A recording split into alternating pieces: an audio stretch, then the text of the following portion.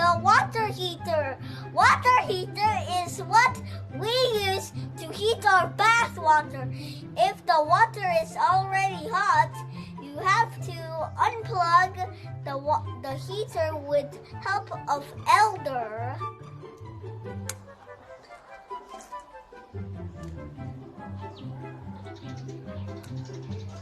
Remove the heater from the hot bath water.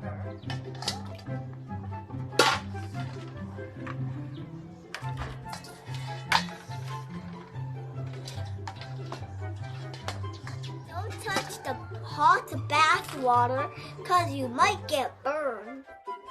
Next is to add cold water to make the bath water look warm. Then all is set for your bath time. I hope you learned from my demonstration. Thank you. Bye everyone.